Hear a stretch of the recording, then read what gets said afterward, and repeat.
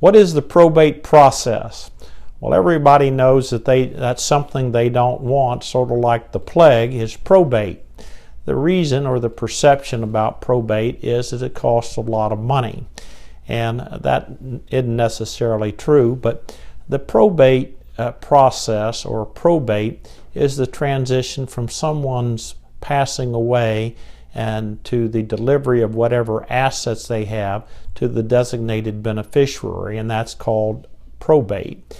It's a court supervised or administration of your assets after you pass away. There are three categories of parties that we look to as far as a probate process. The first is the government, to see if there's any estate taxes and be sure that the federal government and the state of Florida receive any taxes that are owed to them. Fortunately for most of my clients and for most people, there's no federal estate taxes that are owed if your estate is less than $5 million.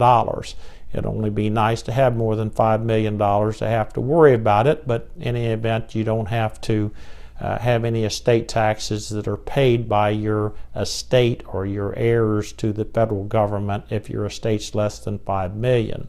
The state of Florida has done away with the tax with any estate taxes, so that the only time that a Florida resident would have to worry about paying estate taxes if they own real property outside the state of Florida. Next in the probate process is the determination of any other creditors or creditors to that the decedent had, such as your credit card bills, funeral bills, the medical bills for your last illness. And these are all creditors, and they're ranked as to which priorities take place. The number one rating is the attorneys get paid from the estate first for handling the probate administration, and the personal representative or executor is entitled to a fee out of the estate assets.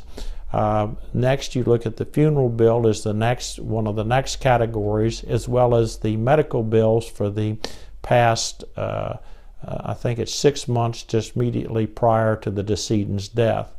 You go on down the line until you get to credit card bills, all of these, and these are all filed in the probate administration. There's a notice to creditors that's published in the newspaper, and the executor to the personal representative is to send out a notice to all reasonably ascertainable creditors, which is anybody that you should know about. Send them a notice that say that you need to file your claim with the estate so that it can be paid out of the estate assets. And the creditors have 3 months from the date the first publication that's put in the newspaper about creditors is published. If you don't send a reasonably ascertainable creditor a notice, they have up to 2 years to file their claim. So once we don't have any taxes, we've paid the creditors, the probate process also determines who the beneficiaries are. Now this is determined by a will, that if it's the person who passed away had a will, they said, well, this is who I want to receive my assets, and you can tell by the written document, or they may leave it to a class, or just who they want to receive it. So that would be outlined in the will. Some of the other problems associated with it is if one of the beneficiaries named in the will has passed away, well, who is to receive their share, and to try and locate these beneficiaries. The other circumstance is whenever the decedent died without a will. And that circumstance, the Florida statutes set forth who is to inherit their money, which goes to spouse and children, and allocates what portion of the estate is given to the spouse or the children, or if they don't have any children, how you determine who the beneficiaries are.